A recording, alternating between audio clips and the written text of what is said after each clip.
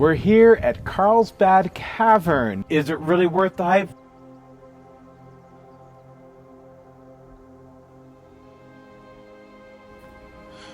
The Black Hole. One evening in 1898, a massive swarm of bats spiraled into the dusty pink sky. Teenage cowboy Jim White watched the bats in awe. Must be a big cave, he breathed. The boy crept along the cactus and peered over the brink. He lit a dry stalk and dropped it down to the hole. The glowing embers twirled almost 80 feet before striking the rock below. You can see even further where we're getting ready to walk to is right down there.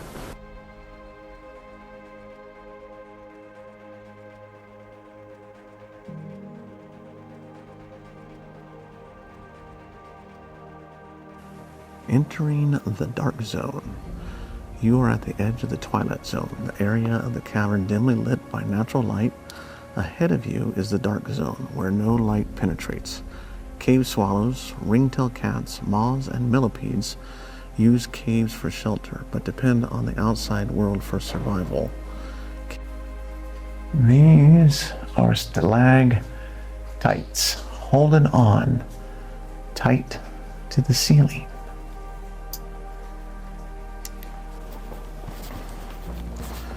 And we are still descending. How many feet below the surface did he say we were headed to? I don't recall, but I remember the sign stating that from the top of the cavern to the very bottom of this trail is the same distance from the observation deck of the Empire State Building down to street level. So this is some of the crystalline formations. This is really cool. You don't see much of this in Carlsbad. You see more of it in like Jewel Cave or some of those others. But this is very cool to see it exposed here. Well, no one warned us about this section. Okay, this is a little daunting. I am just under 6 foot, so you see, if you're really tall, you just keep this in mind. Yeah. Well, it's kind of dark in here, but clearly you need to duck your head when you go through here. It doesn't last very long, though.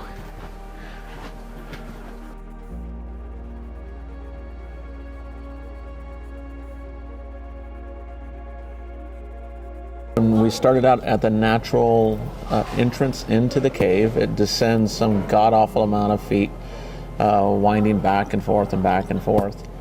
And then at the bottom, where we're at right now, we ran into the snack bar and the restrooms. So we just finished up lunch, and then we're going to go do another about an hour and a half walk, I think it said, around The Great Room or the King's Palace, we'll get a clarification on that.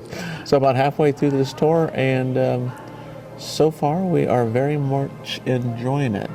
If we hadn't mentioned before, make sure you put a good pair of walking shoes on with some serious tread on it, because if you take the natural entrance down, it's kind of steep and is slick in spots. So a good pair of walking shoes that have tread on it or boots is what I would recommend. We're both wearing light jackets, which so far has been pretty comfortable. I don't think I'd wear anything heavy because I'm already starting to get hot, but it is cool in here compared to the outside weather. Anything else that you can think of so far? And if you're enjoying this video and you want to see more content, of course, like and subscribe.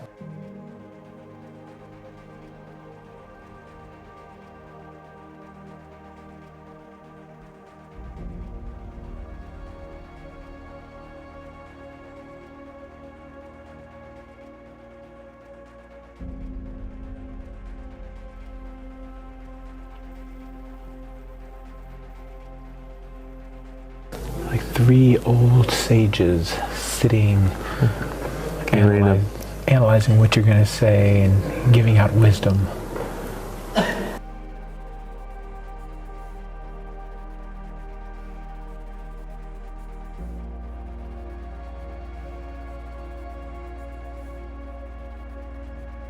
Okay, this is really cool. It looks like the movie Avatar, the floating islands in the air.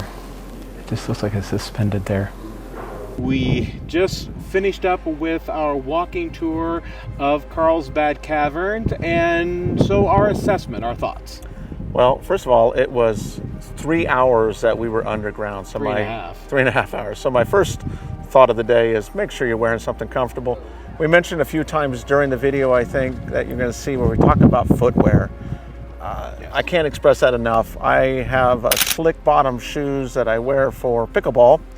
Those would not have done so well in here. So I actually put on my boots today, and I was super, super grateful. So there was 2 ways to get into the cavern. One is to the natural entrance. This is what we did. I think that was about 2+ mile walk, getting down there, kind of winding in and around till we got to the bottom. Big part of that is make sure that you have your refreshments, water only. Don't pass up the big room though, because if you might be tired after you've gone through the natural part already, because it is about 2.5 miles, but where the real beauty of this place is at is in the big room. Now, if you want to skip the winding around all the way down, take the elevator down, and it puts you right at the base of the big room. And that was about another hour and a half walk, I think, around that. Yeah. Was the hype worth it, or was it worth the hype? And I would say yes, it was definitely worth the hype. Oh yes, definitely. And while you were in the area, you were actually just literally a stone's throw from the Guadalupe National Parks. We can see that Guadalupe Mountain National Park. You can see those formations off to the right, which are ancient corals that from a sea that was lifted up, which is how all of this was created. So really the 2 parks are almost hand in hand with each other. So it's another opportunity for a national park and to visit.